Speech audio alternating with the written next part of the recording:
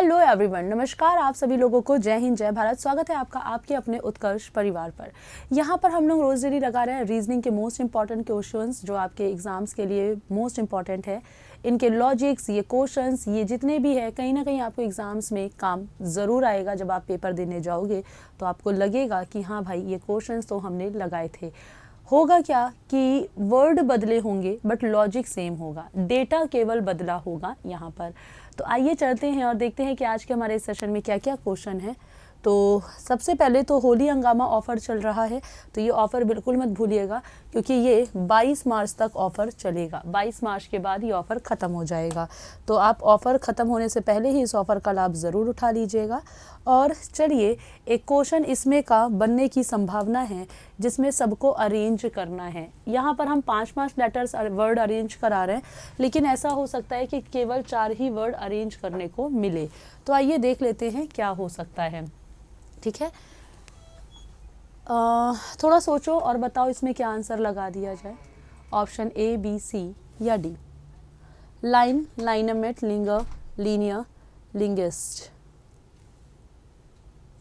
इनमें से कोई तो होगा जो पहले नंबर पे, फिर दूसरा, फिर तीसरा। इसे चाहे तो ऑप्शन से कर लीजिए।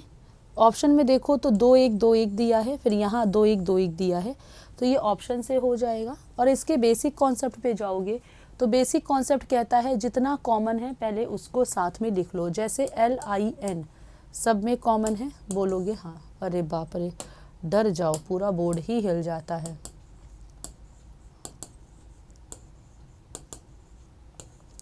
ध्यान दो, LIN सब में कॉमन है।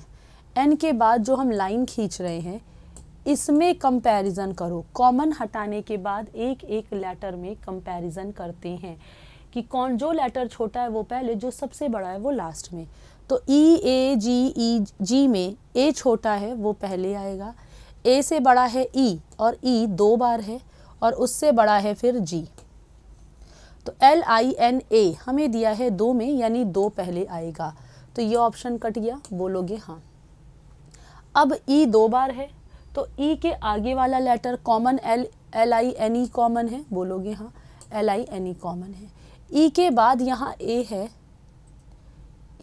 और यहाँ पर कुछ भी नहीं है, है ना। तो 5वें लेटर, चौथे लेटर के बाद की बात कर रहे हैं, तो E में यहाँ पर कुछ भी नहीं और उसके बाद A, क्योंकि 0 1 2 3 शुरू होता है ना, तो फिर A। तो LINE जो है कंप्लीट, ये 1 में है, तो 2 के बाद 1 देखो हर जगह दिया गया है, ठीक। उसके बाद EA, ठीक है, तो सॉरी, LINEA किस में दिया गया है, 4 में, तो 2 1 4 हमें ऑप्शन डी में मिल रहा है, ठीक। फिर LING, अब G 2 जगह कॉमन है, LING, तो इसके बाद E है, U है, तो E पहले आएगा, फिर उससे बड़ा लेटर U, 5। तो आप समझ गए कि हाँ भाई, फिर 3 और ये 5। तो ये इसका कॉन्सेप्ट है। और ट्रिक से करोगे तो ट्रिक में आप यहाँ ऑप्शन देख करके इसको कैंसिल आउट कर सकते थे, ठीक। इसी के साथ अगले क्वेश्चन पर आते हैं। मिरर इमेज से रिलेटेड एक क्वेश्चन दिया गया है। यदि एक दर्पण को AB रेखा पर रखा जाए तो दी गई विकल्पों में कौन सी आकृति प्रश्न आकृति की सही छवि होगी। मिरर इमेज, जब आप शीशा वर्टिकल कंडीशन में हो तो वो मिरर का काम करता है, जब हॉरिजेंटल कंडीशन में हो तो वो वाटर का काम करता है। तो मिरर इमेज है, देख लेते हैं। आप देखोगे कि इनमें से ये जो P है ऐसे बनेगा, सही है, और इनका फेस सही बन रहा है।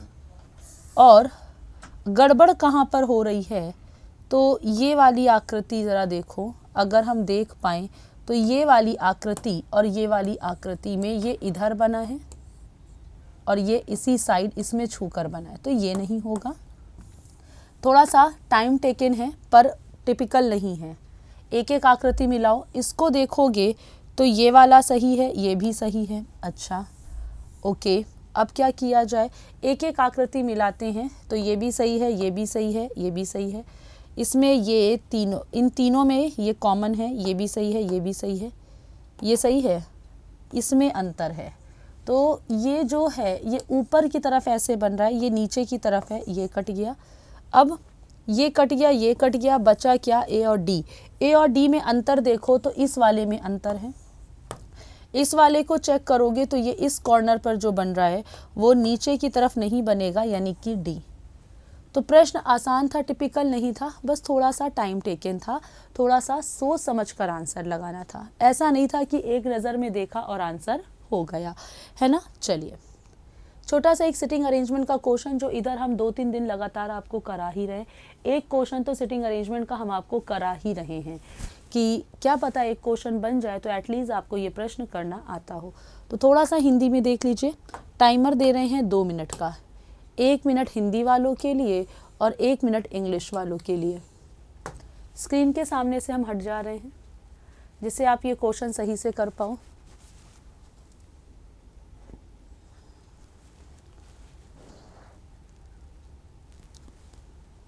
पांच व्यक्ति हैं, गोल मेज के चारों ओर केंद्र की ओर फेस करके बैठे हैं।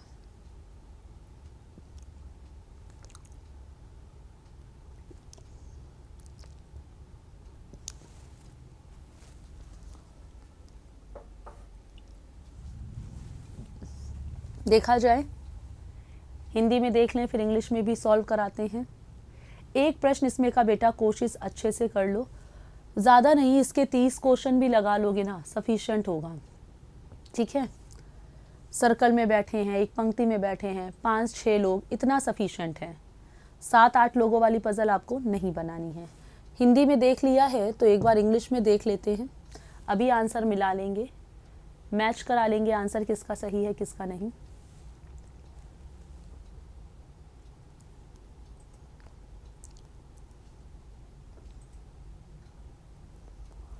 तो ACED सॉल्व किया जाए। 5 व्यक्ति हैं, 2, 2, 4, 1, 5। इनसाइड देख रहे हैं सारे के सारे। C और D के बीच केवल एक व्यक्ति है, B, D के बाएं से दूसरा, तो D के बाएं से दूसरा कौन है, B।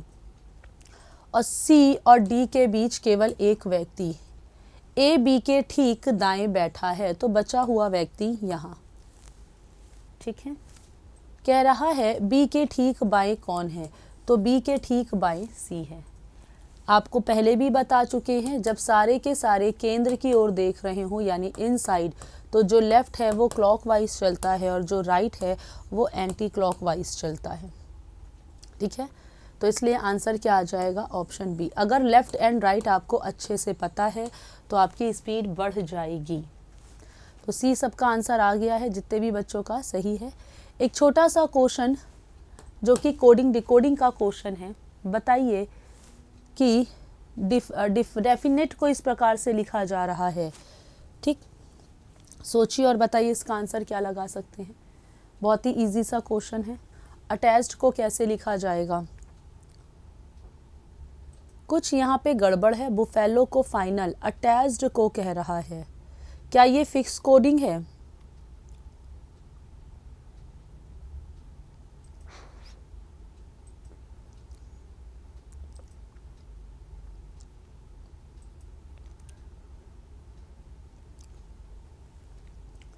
रुको, यहाँ पे थोड़ी सी चीज़ें मिस लग रही हैं, क्योंकि बुफेलो के लिए जैसे वर्ड दिया गया है वो थोड़ा सा देखना पड़ेगा। 3-3-6-2-8, 3-3-6-2-8, बुफेलो में फाइनल लिखा जाता है, ये लिखा गया है, ये देखो, है ना। वही मुझे लगा कि कुछ तो गड़बड़ है, ये यहाँ से हटा दो और आप लोग यहाँ पर ध्यान दे लो। हम वही सोचे कि ये क्या लिख रहे हैं, ऐसे कैसे पॉसिबल है। फिक्स कोडिंग का केस भी है तो भी ये पॉसिबल नहीं है। तो अब हमारा ये एग्जैक्ट क्वेश्चन है, नीचे ध्यान दो कि डेफिनेट को इस प्रकार से और बुफेलो को इस प्रकार से, तो अटैच्ड को कैसे। तो आप कहोगे कि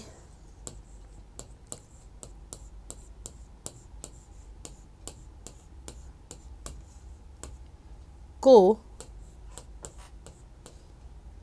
ये FI यहाँ आ गया, बोलोगे हाँ।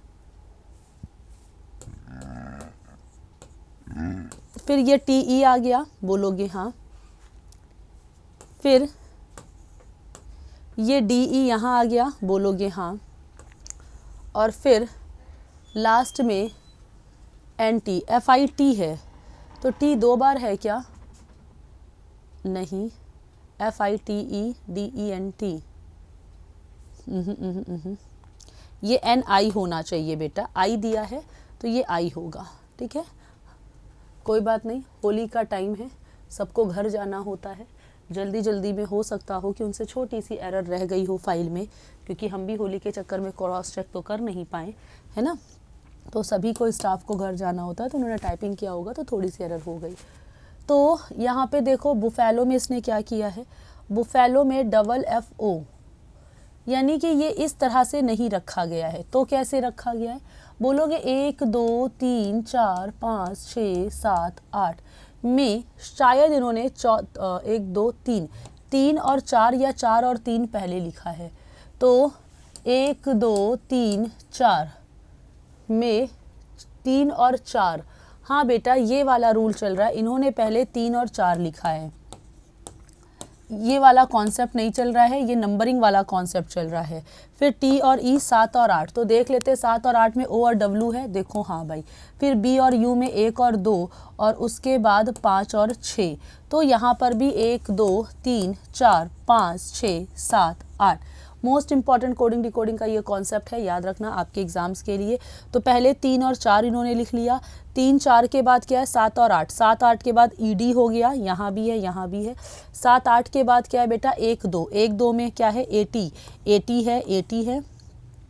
फिर 1 2 के बाद 5 6 यानी सी एच, तो सी एच यहाँ पे है, फिर D A T C H, है ना। और आंसर क्या हो जाएगा? Option C. तो इन्होंने नंबर्स के अकॉर्डिंग उठाया है, नंबरिंग लिख दी पहले और फिर जो तीसरे नंबर पे है, जो चौथे नंबर पर है, इस तरह से इन्होंने लेटर्स को उठाया हुआ है। चलते हैं, और ये एक छोटा सा क्वेश्चन एम्बेडेड फिगर का क्वेश्चन है, जिसमें कह रहा है इस क्वेश्चन मार्क की जगह पर कौन सी आकृति आ सकती है, यानी कि इस आकृति को कौन सी आकृति कंप्लीट करेगी, ए बी सी या डी? सोचो और बताओ।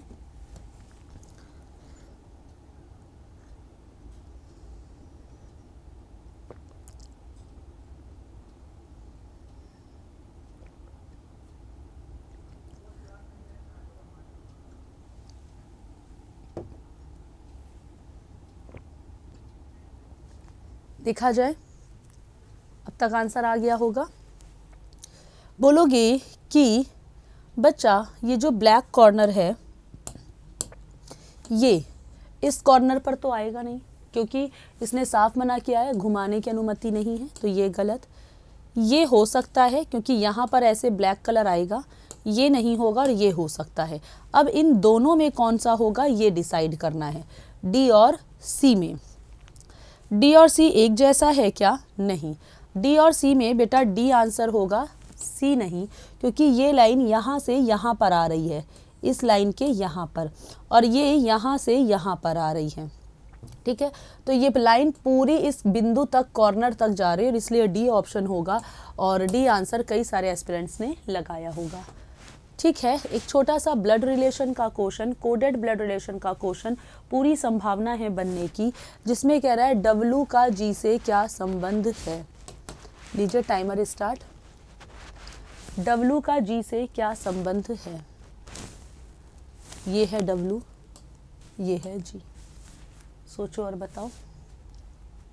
इंग्लिश में भी दिखा देते हैं, इंग्लिश में भी देख लो, हिंदी में भी देख लो।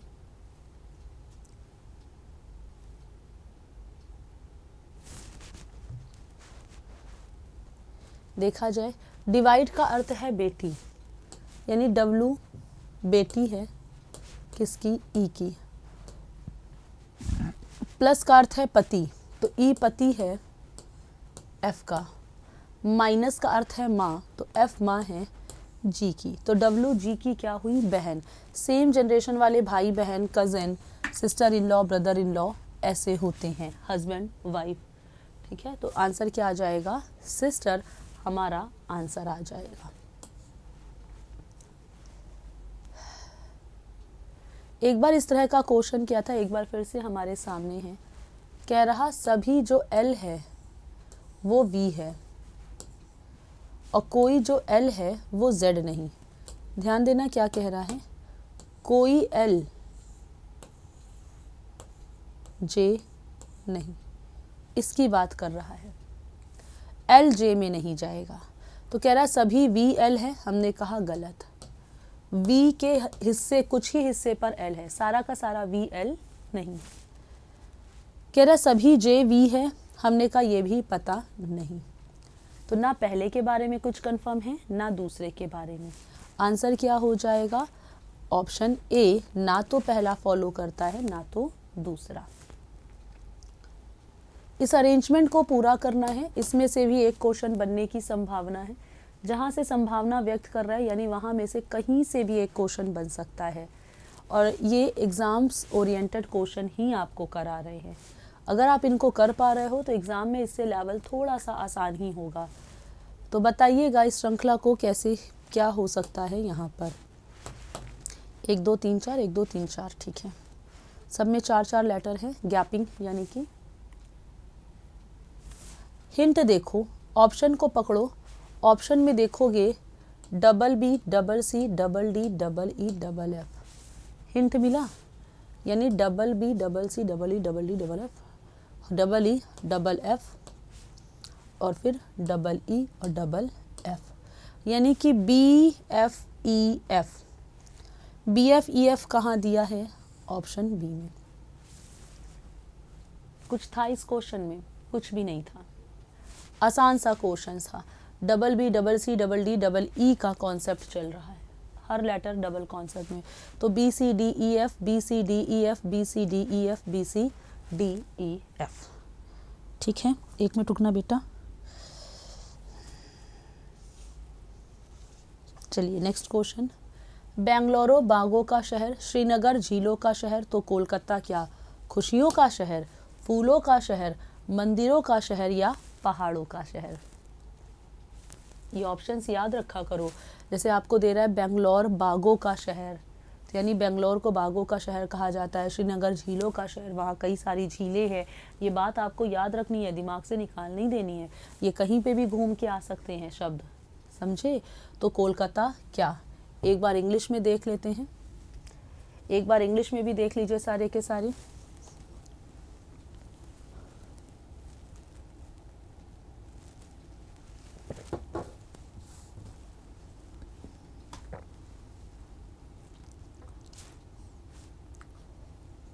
देखा जाए,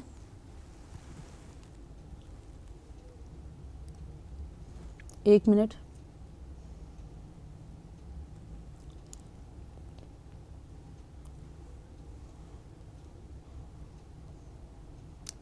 बिल्कुल सही है, सभी का आंसर करेक्ट है बेटा जी। हाँ, तो सिटी ऑफ जॉय, जिन्होंने भी आंसर लगाया हुआ है बिल्कुल सही आंसर लगाया है, ठीक है। तो बेंगलोर बागों का शहर है, श्रीनगर झीलों का शहर है और कोलकाता खुशियों का शहर बोला जाता है। फूलों का शहर नहीं, मंदिरों का शहर नहीं, पहाड़ों का शहर भी नहीं। छोटा सा क्वेश्चन है, कैलकुलेशन बेस्ड है, आराम से हो जाएगा, सिर्फ घटाना है वैल्यू को। और अगर ये नहीं तो ये वाला क्वेश्चन कर लो नॉन वर्बल का। नॉन वर्बल पहले निपटा लेते हैं। तो क्वेश्चन मार्क के स्थान पर कौन सा आएगा, 1 2 3 4 5, तो 3 2 5 3 2 5, सब में 5 5 ही है। क्या किया जाए, तो एक एक मूव हो रहे हैं एलिमेंट, समझदारी से सोच समझ के आंसर करेंगे। टाइमर का यूज़ है नहीं तो टाइमर हटा दे रहे हैं, सोच समझ के आंसर करेंगे। देखो डायमंड को पकड़ो, समझ में आएगा। डायमंड मूव कर रहा है आधे आधे हाथ की दूरी एंटी क्लॉकवाइज। यहाँ नया एलिमेंट आया, आधे हाथ की, या के को पकड़ लो, आधे हाथ की दूरी करके यहाँ, फिर आधे हाथ की दूरी तय की, फिर आधे हाथ की दूरी तय की, अगली बार के नहीं पकड़ना चाहिए था, फिर भी के पकड़ लिया। तो के साथ तो डायमंड भी आएगा, डायमंड के साथ तो बेटा हैश भी आएगा, और हैश के साथ 7 भी आएगा। नया एलिमेंट में 0 दिया गया है, तो के डायमंड हैश 7, के डायमंड हैश यहाँ नहीं है, के डायमंड हैश 7 गलत बनाए और वो भी गलत। यानी आंसर क्या हो जाएगा, ऑप्शन बी, नया एलिमेंट तो इसी कोने पे बढ़ रहा है ना, ठीक है। तो आंसर बी, क्योंकि ना सब एक ग्रुप में चल रहा है। देखो ये एक ग्रुप में, ये तीनों शिफ्ट हो गए, बोलोगे हाँ भाई, है ना, तो एक ग्रुप में चल रहा है। तो ये वाली आकृति बताइए इन चारों में से किसमें निहित है। आपको बताना है कि ये आकृति इन चारों में से किसमें छिपी हुई है। सोच समझ के आंसर लगाना। उस आकृति का चयन कीजिए जिसमें छिपी है।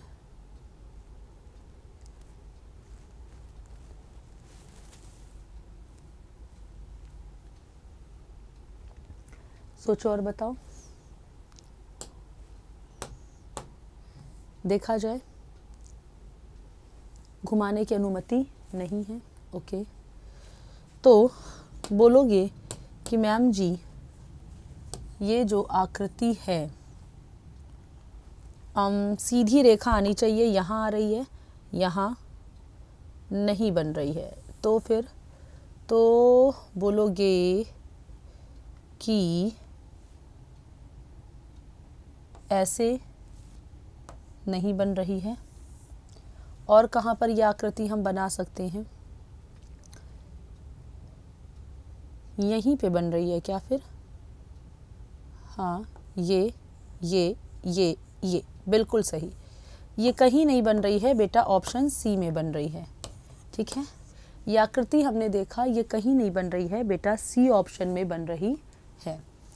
इसी के साथ थोड़े से क्वेश्चन और कर लेते हैं, लेकिन उससे पहले क्योंकि चल रहा है होली का त्यौहार और इस सीज़न, क्योंकि हर सीज़न हर त्यौहार पर कुछ ना कुछ आपके लिए ऑफ़र ज़रूर आता है, तो इस बार फिर से आप सभी के लिए ऑफ़र है और आप सबको ऑफ़र के बारे में पता है, लेकिन फिर भी बता दें कि उत्कर्ष ऐप के सभी टेस्ट सीरीज़, डिफेंस की जितनी भी टेस्ट सीरीज़ है और जितने भी डिफेंस के कोर्सेज हैं, सब पर अप टू 90% का डिस्काउंट मिले रहा है। एक बार फिर से इसी के साथ 100% अप टू 100% का कैशबैक भी मिलेगा, जो कि 5 से 7 दिन के अंदर आपके अकाउंट में ट्रांसफ़र हो जाएगा।